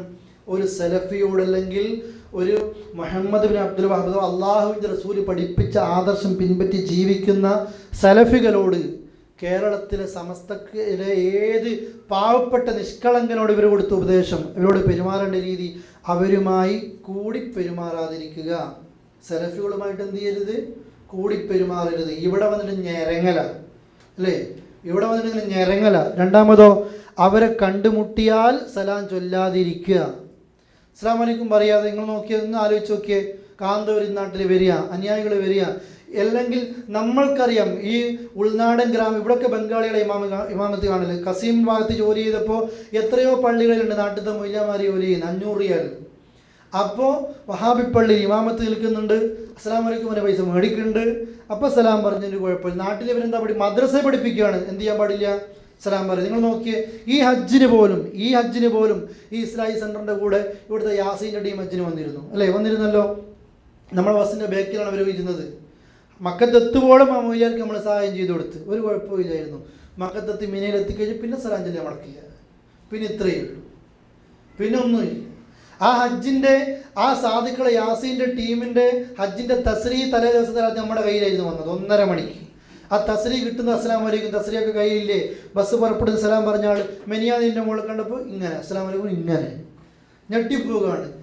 ഈ ആളുകൾ ഇവിടുത്തെ അറബികളെ കാണുമ്പോഴോ നിങ്ങളിങ്ങനെ ആക്കുന്ന ആളുകളുണ്ടോ? ഈ പറ്റിക്കുന്ന മുഖം ശരിക്കും പറഞ്ഞു കൊടുക്കണം. ഈ ചതിക്കുന്ന മുഖം ആരെ? നിഷ്കളങ്കരായ ആളുകളെ ചതിക്കലും. പിന്നെ പറയാം, നാലാമത്തെ നിയമം എന്താണെന്നറിയോ? അവരുമായി വിവാഹബന്ധം നടത്താതിരിക്കുക. ഇന്ന് നാട്ടിലത്തെ സമസ്തക്കാർക്ക് ഇതൊന്ന് അറിയണം. അള്ള ഇവർക്ക് കൂടുതൽ പേടിനെ പറ്റി അത് പറയുന്നുണ്ട്. ഇന്ന് ഇവരുമായിട്ട് ഒരു സലഫിയുമായിട്ട് ഒരു വഹാബിയുമായിട്ട് വിവാഹബന്ധം നടത്താതിരിക്കുക. ശരിക്കും വ്യഭിചാരം എന്ന് വരും നമ്മുടെ നാട് പണ്ട് പറഞ്ഞിരുന്നു. എത്ര മൊയ്ലാമല്ലേ? ആ പുതിയ പിള്ളിനെടുക്കുമ്പോൾ മുജാഹിദ് വേണം. എന്തിനാ? സ്ത്രീധനം വേണ്ട. അപ്പം പിന്നെ ഇതൊന്നും പ്രശ്നമില്ലായിരുന്നു. എത്ര മൊയ്ലാമൽ ചെയ്തു കൊടുത്തിട്ടുണ്ട്. വിവാഹബന്ധം ഇവരെ നിയമം ഇന്നും തിരുത്തിയിട്ടില്ല. വഹാബികളെ കണ്ടാൽ സലാം പറയണോ? ഇന്ന് മാറ്റമുണ്ട്. ആർക്കും മാറ്റമില്ല. മൂത്ത ഏൽപ്പിക്കാർ ഇപ്പോഴും പറയൂല അവർ, അല്ലേ? വിവാഹബന്ധം നടത്താൻ പാടില്ല. എത്ര കല്യാണം മുടക്കുന്നുണ്ട്, ആ വീട്ടിലേക്ക് പോകണ്ടേ, അവർ മുടിഞ്ഞ മുജാഹിദാന്നറിയും, അങ്ങോട്ടേക്ക് പോകണ്ട. ഒരു മുടിഞ്ഞ കല്ലൂടിനാന്നല്ല പറയുന്നത്. കാരണം ഒരു മുടിഞ്ഞ അള്ളാനെ മാത്രം പ്രാർത്ഥിക്കുന്ന ആൾക്കാരാണ്.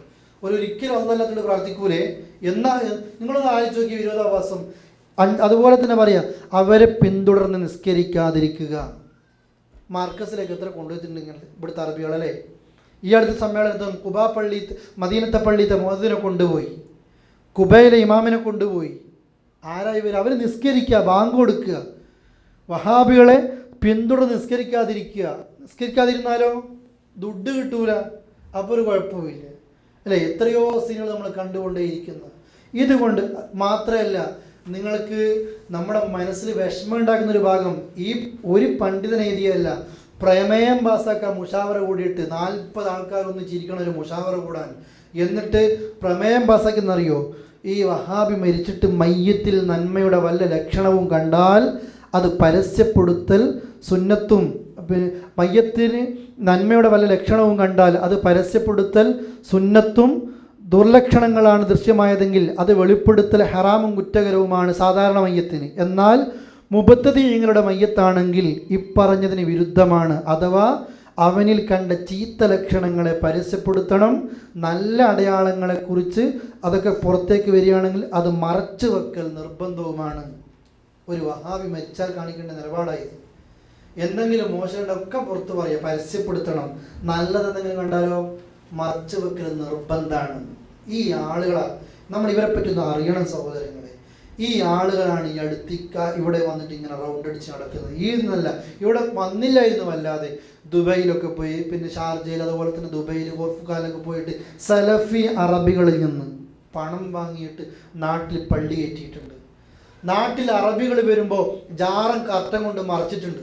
നമ്മളത് അറിയില്ല, സംഭവിച്ചിട്ടുണ്ട് നമ്മുടെ നാട്ടിൽ. ഈ കോവാലടക്കം പൈസ കൊടുത്ത ആളുകളുണ്ട്, സങ്കടപ്പെടുന്ന ആളുകളുണ്ട് അല്ലേ? മിസ്കീമാരെന്ന് വിചാരിച്ചിട്ട് കൊടുക്കുകയാണ്, സാധു പള്ളിയല്ലെന്ന് വിചാരിച്ചിട്ട്. പക്ഷേ ഇവരുടെ നിലപാടെന്തെന്നറിയോ? ഷിയാക്കൾക്കൊരു തഖിയത്തുണ്ട്, മറച്ചു വെക്കുന്ന പരിപാടി. ഇന്ന് ഈ സനുൽഖി ഫി ഖുലൂബില്ലദീന കഫറൂ എന്ന് പറഞ്ഞ അള്ളാഹ് പേടി കൊടുത്തു. പ്രോഗ്രാമുകൾ മുടങ്ങി, ഇവിടുത്തെ ഗവൺമെൻറ് അത് മുടക്കി. അന്നൊക്കെ നാട് വിടുകയാണ്. ഞങ്ങൾക്ക് അത്ര, ആരാണ് ഈ ആളെന്നറിയോ? ഞങ്ങൾക്ക് അത്ര സൗദി അറേബ്യയിൽ സ്ഥാനം. ഈ അടുത്ത് അതിനുശേഷം ഒരു പ്രസംഗം ജിദ്ദയിൽ വെച്ചിട്ട് ഉളുപ്പില്ലാതെ പ്രസംഗിച്ചത്, ഈ ഉള്ളവനോട് ഈ രാജ്യത്തെ ഒരംഗമാണ് താങ്കൾ എന്ത് ചെയ്തിട്ടുണ്ട്, അറബി പറഞ്ഞിട്ടുണ്ട് പോലും. കൊട്ടപ്പുറത്ത് വെച്ച് വേറൊരാൾ പ്രസംഗിക്കുക, ഞങ്ങളെ ഷെയ്ഖുന ഹറമത്തെ ഡോറിൻ്റെ ഉള്ളത്തെ പിന്നെ ഇദാറയിൽ കയറി ഷെയ്ഖ് സുദൈസുമായിട്ട് സംസാരിച്ചു, ബൂസീരിയുടെ കവിത ചൊല്ലി, കേരളത്തിൽ നിന്ന് വരുന്ന ഹാജിമാർക്ക് ഷാഫി മദ്ഹബ് അനുസരിച്ച് ഹജ്ജ് ചെയ്യാൻ മുർഷിദീങ്ങളെ വിട്ടുകൊടുക്കണമെന്ന് പറഞ്ഞപ്പോൾ നിങ്ങൾക്ക് എന്തുകൊണ്ട് ഒരുപാട് നേരത്തെ പറഞ്ഞുകൂടാ? അപ്പോൾ ഈ വളരെ പെട്ടെന്ന് സഹായിച്ചു തരാം എന്നൊക്കെ പറഞ്ഞ് വല്ല ബന്ധമൊക്കെ ഉണ്ടാക്കിയിട്ട് എല്ലാം ഉണ്ടാക്കിയിട്ട് അന്നൊക്കെ തെടുതപ്പിയത് അള്ളാഹു കൊടുത്തൊരു പേടിയാണത്. മനസ്സിൽ അള്ളാഹ് കൊടുത്തൊരു പേടിയാണത്. അത് മാറ്റാൻ പറ്റില്ല. അള്ളാഹു മരണം വരെ ഈ തൗഹീദിൻ്റെ ആളുകൾ അള്ളാഹു പറ്റിക്കാനുള്ളൊരു മനസ്സ് അദ്ദേഹത്തിന് കൊടുക്കൂലേ. അള്ളാഹു സാധുക്കളെ രക്ഷിക്കുമാറാകട്ടെ. ഇത് നിങ്ങളെ വിഷമത്തിലാണ്. ഇസ്ലാമിക് സെൻറ്ററിൽ നിങ്ങൾ ഒരുമിച്ച് കൂട്ടിയിട്ട് ഒരു സംഘടനേൻ്റെ പേരെടുത്ത് പറഞ്ഞിട്ട് ചെയ്തിട്ടില്ല. പക്ഷേ ഇത് ഈ സന്ദർഭത്തിൽ ഈ ആയത്ത് കണ്ടപ്പോൾ നിങ്ങൾ ഈ പുസ്തകത്തിൻ്റെ പേരെന്തെന്നറിയോ? ഇവരെ എന്തുകൊണ്ട് അകറ്റണം? ആരെ? നാട്ടിലത്തെ കള്ളുടന്മാരോ വ്യഭിചാരികളെ അകറ്റണം എന്നല്ല, വഹാബികളെ എന്തുകൊണ്ട് അകറ്റണം? ഇവിടെ വന്നിട്ട് ഇവരെങ്ങനെ അടുപ്പിക്കണം എന്നാണ് നോക്കുന്നത് അല്ലേ? ഇവരങ്ങോട്ട് കൊണ്ടുവരുന്നവരെ മർക്കസ് ഇങ്ങോട്ടേക്ക് വരുക. ജിദ്ദയിലേക്ക് കഴിഞ്ഞ് നോക്കുക. ചാലിയത്തെ AP അബൂബക്കർ മുസ്ലിയാർ എന്ന് പറയുന്ന ഒരാൾ, അള്ളാഹു നമ്മൾക്ക് എല്ലാവരും പുറത്തിരുമാറാകട്ടെ. ഇത് ഞാൻ സാന്ദർഭികമായിട്ട് സൂചിപ്പിച്ചതാണ്, നിങ്ങളെ വിഷമിപ്പിക്കാനല്ല. നമ്മുടെ മനസ്സിൽ വേണം ഒരു സാധാരണ സമസ്തക്കാരനോട് അവിടുത്തെ മൊയ്ലിയാമാർ, സാധാരണക്കാരൻ പറഞ്ഞതല്ലേ, നാട്ടിലത്തെ പിടികൊള്ളിരുന്ന വർത്താനല്ലേ ഇത്, മുഷാവറ കൂടിയിട്ട് പ്രമേയം പാസ്സാക്കണത്, സലഫികളോട് നിൽക്കുന്ന നിലപാട്, ഇതൊന്നും അല്ലെങ്കിൽ ഒരുപാട് വശങ്ങളുണ്ട്.